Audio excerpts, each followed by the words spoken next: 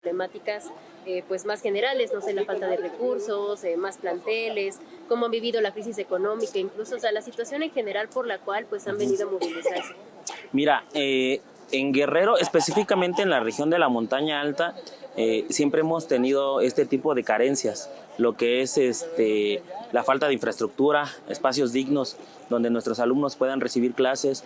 Ha existido por lo mismo de la cuestión geográfica en la que se encuentran ubicadas las localidades, muy pocos maestros se atreven a ir allá y principalmente hay egresados. En la región de la montaña existe una escuela que se llama Escuela Normal Regional de la Montaña, que es la única que da educación o maestros a la región. Vienen de otras regiones, pero por lo mismo de que no son de esa región, se llegan a ir.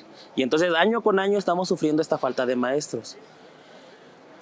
Esa es una, la falta de maestros. Otra es en cuanto a la infraestructura. Se ha batallado año con año. Independientemente del gobierno que venga, siempre reconocemos que este gobierno quiere, entre comillas, existe la intención de atender, que más que atención pareciera simulación, porque con 500,000 pesos están dando a que se construyan aulas. Él dice que los padres de familia tienen la facilidad de ocupar este recurso y implementarlo ellos con este programa que se llama La Escuela es Nuestra. La realidad que vamos nosotros que lo vivimos, los maestros, los padres de familia de allá, es que los servidores de la nación, que lo único que hacen es servirse a ellos, ponen condiciones. La condición es que para poder construir un aula necesita tener ciertos requisitos, y los requisitos son los que maneja el IGIFE, el Instituto de Infraestructura Educativa de Guerrero. Ellos tienen los planos, ellos tienen los modelos, todo, cómo tiene que ser. Para que se puedan echar a andar por ejemplo, esta escuela con los planos del IGIFE, con las indicaciones que dan, se necesita contratar un ingeniero, un DRO, director de obra, que es el único autorizado para avalar que se puede hacer o que se puede justificar ese dinero, porque ellos así lo manejan, los servidores de la nación. Si no tiene un DRO, no puede ser justificada esta obra, por lo tanto, al otro año ya no recibe el dinero la escuela. Un ingeniero para que te haga un salón de clases está cobrando 700,000 pesos. O sea, no alcanzan los 500,000 pesos que manda el gobierno, y tampoco te quieren dar fiado, que digan, pues empiezo tanto y el próximo año te termino. Los padres han dicho, yo con 500,000 pesos hago 2 hasta 3 salones, nosotros los padres. El problema es que no lleva como lo indican los planos. Entonces, esa es una problemática que actualmente estamos viviendo. Ese programa en discurso está muy bonito, pero en esencia se abre a muchos actos de corrupción. Está el caso de mi escuela, voy a hablar de mi escuela. Cuando nos llega el recurso, el servidor de la nación nos dice que teníamos que contratar a un ingeniero recomendado por el superdelegado, que en ese entonces quería ser candidato a gobernador, Pablo Amílcar. Este señor llevaba ya un candidato de ingeniero para que nosotros lo contratáramos. Nos cobraba 700,000 pesos. Nosotros buscamos con otros conocidos familiares que tenemos, nos recomiendan un ingeniero que nos cobraba 500,000 pesos. Entonces, al elegir al que nosotros mejor nos convenía, se nos suspende el pago. Nos los vuelven a reactivar hasta una visita del presidente López Obrador, que fue a la escuela a exigirle que nos devolvieran el dinero. Entonces, solo así se nos da el dinero. Entonces, esa es una. Estamos hablando de la falta de maestros, por el contexto geográfico que se vive en la montaña, la falta de infraestructura, y también estamos viendo el problema de ahorita de la pandemia. Viene la pandemia, se suspenden las clases. En la montaña, muchos padres de familia deciden, pues yo emigro, se van a la Pixca, ellos se van al norte a trabajar y se llevan a los niños. La matrícula baja exageradamente. De 200 alumnos que se tenían en algunas escuelas, llegamos a tener hasta 100 alumnos nada más. Esto provoca a que en este ciclo escolar, cuando nosotros regresamos, la Secretaría no mande maestros, no mande presupuesto. Inyectan un presupuesto limitado a un ciclo anterior. Estamos hablando del ciclo escolar 2019-2020. y el ciclo escolar 2021-2022 queda en el olvido, y más, no hablemos del 2022 a 2023. Ellos están comparando como si fuera el mismo, cuando en este ciclo escolar que iniciamos en agosto, clases presenciales, los alumnos llegan, entonces la matrícula sube el doble, y ellos no lo creen. Ellos dicen, no, pues es que ¿de dónde sacaron tantos niños? No conocen, como son funcionarios de escritorio, creen que todo es fácil. Entonces, su respuesta para dar atención a esto es fácil para ellos: atiende a tus alumnos con 38 alumnos. También hay que aclarar esta parte. Ha habido escuelas donde sí por parte del gobierno se han ido a construir aulas, pero en la gran mayoría de las escuelas, quienes han construido las aulas son los gobiernos municipales, que por favores que fueron en campaña, se comprometieron con las localidades, les construyen, pero son escuelas chiquitas, que son de 3x4. Entonces estamos hablando en un espacio pequeño de 3x4, meter a 38 alumnos. En climas donde hace exageradamente calor a mediodía, y no, pues 38 alumnos es algo imposible de atender por mucha práctica que tengamos. Entonces este es el problema que se empieza a vivir en la montaña alta de Guerrero. Muchos padres empiezan a ver cómo los maestros los empiezan a reír. Pero también hay que aclarar por qué este fenómeno se da. Anteriormente no se daba. Se empieza a dar más en esta vez, no solo por la pandemia, sino porque en el 2019 se aprueba la ley del SICAM, del Sistema para la Carrera de los Maestros y las Maestras. Entonces, esta ley es igualita a la ley de Peña Nieto. Lo que le quitó, y reconocemos y tal vez creemos que fue parte de la lucha de nosotros, de la CENTE, que se le quitó lo punitivo y la garantiza la estabilidad laboral del maestro. Pero con esta reforma evoluciona y la fortalece incluso a la misma ley de Peña Nieto, que provoca que un supervisor que conoce el aspecto geográfico de su zona escolar, cuando hacen falta maestros, anteriormente el supervisor tenía, si en una escuela se jubilaba un maestro, fallecía, por enfermedad se retiraba, cambio de actividad, el supervisor tenía la facultad de ver en una escuela qué maestro faltaba, qué maestro sobraba, y lo movía. Bajo derechos hacía la triangulación. Maestro de menor antigüedad lo subía a la comunidad más retirada, el maestro con mayor antigüedad que está en la comunidad más retirada lo ponía donde el compañero había fallecido. Eso lo podía hacer el supervisor. Hoy con esta ley no. Con esta ley, si el supervisor se atreve a hacer eso, es sancionado hasta con 8,000 pesos de su salario. Entonces, le están quitando esa posibilidad al supervisor y lo meten a un proceso que ellos le llaman el proceso de cambios. Y lo hacen de manera pública, según ellos, para transparentar. Pero lo que ha provocado es que, por ejemplo, el evento se realiza en el mes de junio y los nombramientos se entregan en el mes de agosto para que en septiembre ya estén los maestros supuestamente trabajando donde se necesitan en los cambios.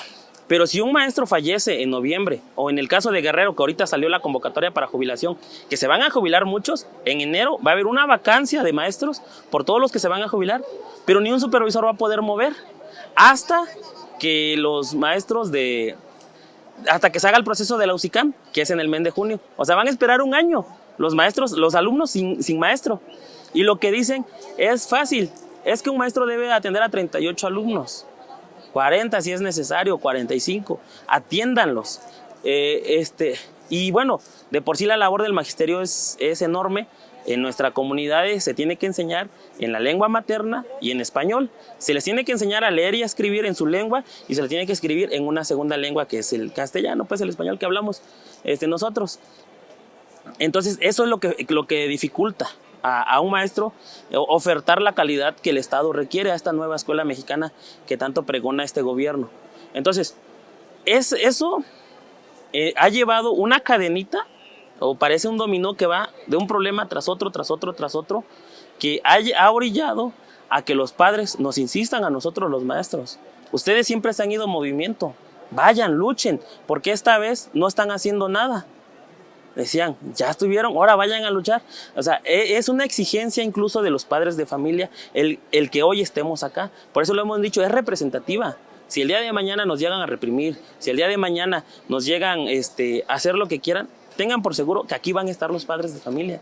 Y ya cuando se meten los padres de familia, ya no es como nosotros. Nosotros todavía vemos la puerta del gobierno y la respetamos por el símbolo histórico que representa, no le hacemos nada, estamos acá, no necesitamos antimotines.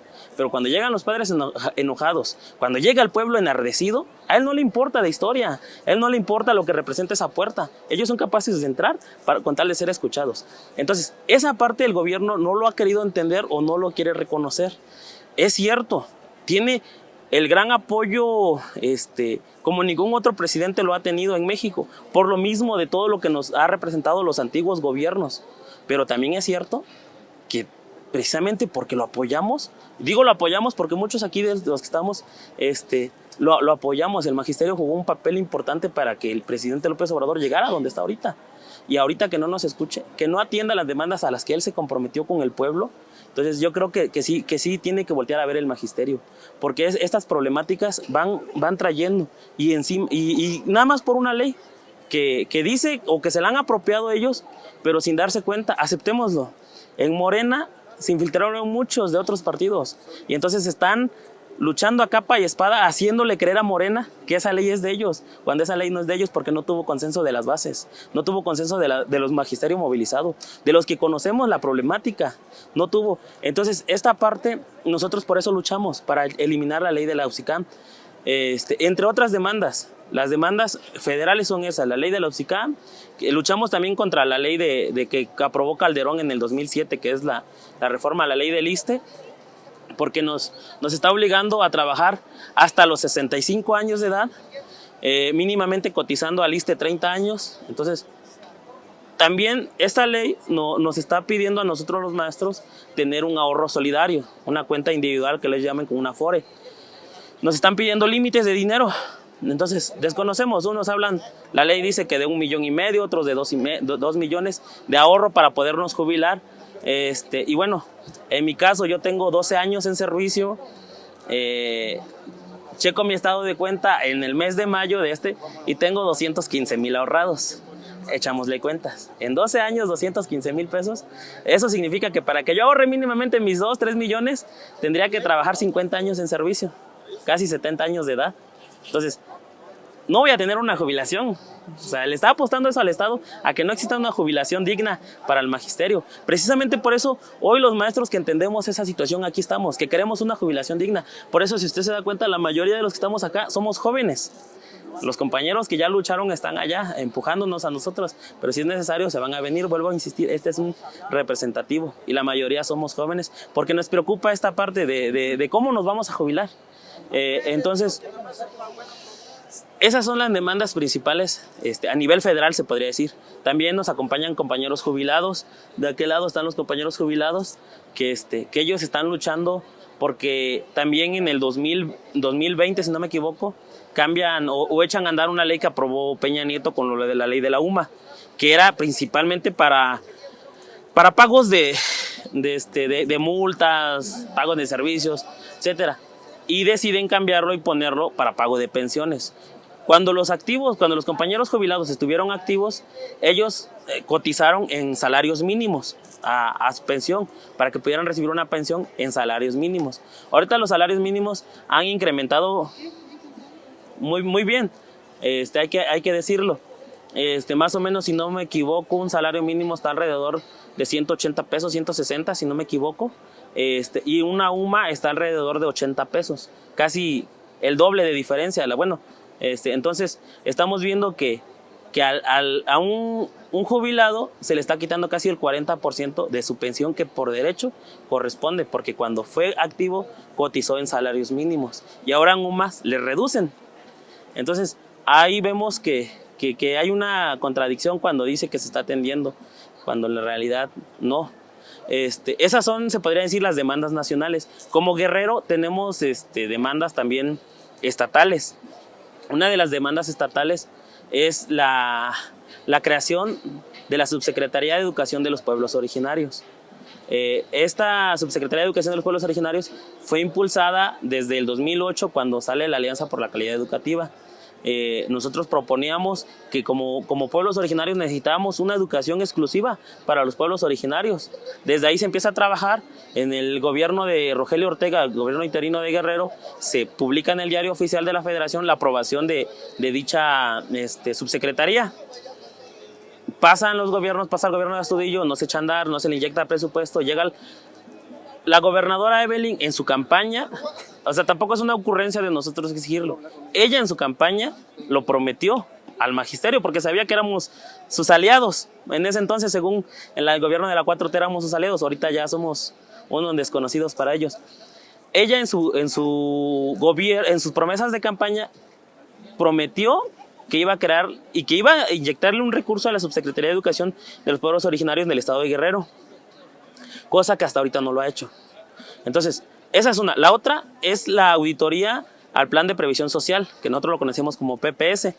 Este Plan de Previsión Social consistía en un fideicomiso, donde los ahorros de los maestros se juntaban y se podía hacer como una cooperativa. El maestro pide prestado su dinero, pide prestado, paga bajos intereses. Ese era uno de los beneficios. Otro de los beneficios era de que cuando un compañero activo lograba jubilarse, se le daba 30,000 pesos por el hecho de jubilarse. Era como un seguro de retiro. También, si fallecía, se le daba a su beneficiario 40 días de su salario. Entonces, era como para gastos funerarios. Eran alrededor de 10 beneficios que se tenía con este plan de previsión social. Desde el 2005 para acá, los que manejaban ese recurso, que es el sindicato institucional, que es el Sindicato Nacional de Trabajadores de la Educación de la sección 14 de Guerrero, la cúpula charra se empieza a enriquecer, empieza a comprar ranchos, empieza a comprar esto. ¿De dónde? De esa cajita chica que teníamos. Empezaron a agarrar ese dinero en complicidad con los gobiernos en turno. Y se ha venido así. Nosotros lo que le exigimos a la gobernadora, que se comprometió a hacer justicia, es que haga justicia. Que ahora sí que, como ellos dicen, devolverle al pueblo lo robado. Pues lo que queremos es que se le devuelva al magisterio lo robado.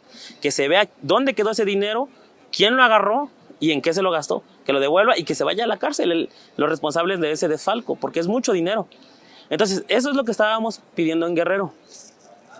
También ya se había comprometido la gobernadora el 27 de octubre en una jornada de la CENTE, que en el marco de jornada de 72 horas de la CENTE en Guerrero, el 27 de octubre la gobernadora nos atiende y se compromete a atender estos dos temas específicos el 11 de noviembre. Llega el 11 de noviembre, llegamos a la cita y la gobernadora ni sus luces, no se presentó. Entonces vemos que es una tomada de pelo tras una tomada de pelo, son promesas tras promesas, que no vemos que tenga una solución. Por eso es que aquí estamos los maestros resistiendo. Se nos intimidó diciendo que las feministas iban a ser muy radicales, que nos iban a venir a quemar los campamentos, que ellas querían ver así como está el Palacio Libre. Y nosotros decíamos que no, las compañeras tienen una lucha justa, se les ha satanizado, se les ha desvirtuado con tal. ¿Por qué? Porque es uno de los movimientos más fuertes ahorita actualmente, legítimo y justo. Entonces, nosotros confiamos en que no, y efectivamente pasó y no pasó mayores. Igual decían que con la marcha de López Obrador, que iban a llegar, que nos iban a correr los de sus mismos pueblos, pero creo que esos políticos no han entendido que un día Morena, cuando era movimiento, marchó con la coordinadora. Entonces, quieran o no, muchos de los que vinieron son conocidos de nosotros, nos pasaron a saludar, a ofertar un agua, a todos modos. ¿Por qué? Porque saben que una cosa es apoyar al presidente, otra cosa es exigirle el derecho. Por eso nosotros hemos ratificado nuestra consigna, que es de que gobierne quien gobierne y los derechos se defienden. Y aquí estamos. Como Coordinadora Nacional de los Trabajadores de la Educación, CENTE, se tenía, cuando inició este gobierno de López Obrador, se pusieron en la mesa de trabajo 7 temas, los cuales se trabajaron en 18 mesas de trabajo. Desde el 2020, diciembre de 2020, que hubo un incidente en Chiapas, donde los compañeros de Chiapas estaban en una manifestación y al presidente se le ocurre pasar justo por esa vía, en lugar de darle, porque tenía otros accesos para dar su mañanera. Él maneja que ha retenido, que es pues que su investidura fue insultada, la investidura presidencial.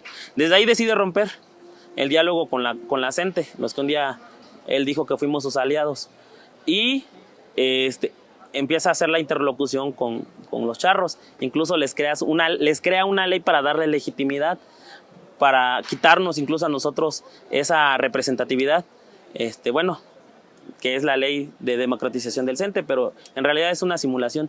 Bueno, desde ahí se pierde el diálogo. En el 2022, este año, en abril de 2022, en la sección 9ª se hace el segundo Congreso Político Educativo de la CENTE. En ese Congreso Político Educativo se decide que se tiene que buscar un mecanismo para restablecer el diálogo con el gobierno de López Obrador. Una de las propuestas fue una jornada de lucha entre el mes de octubre y el mes de noviembre. Se lleva la propuesta a Guerrero en una reunión regional de bases de la Montaña Alta, se avala la propuesta, se autoriza, se dice vamos a una jornada de lucha nacional, se ratifica en el mes de octubre en una asamblea estatal representativa donde estaban las 8 regiones del estado y se decide avanzar a una caminata, una marcha caravana, por lo mismo de cómo se ha dado este tipo de... Este es un gobierno nuevo y diferente, hay que reconocerlo, y le apuesta más a la confrontación pueblo con pueblo, porque dicen, el pueblo sabio es el que manda, y lo hemos visto. En Guerrero, en el primer informe de gobierno de Evelyn, se impulsó un grupo de choque. Nosotros íbamos en una marcha en contrainforme, y sale el grupo de choque dirigido por el director general de gobierno, del gobierno de Evelyn. Iba encabezado por él y nos quisieron repeler. El contingente era grande que no pudieron, entonces lo que decidimos fue avanzar y tomar la autopista del Sol.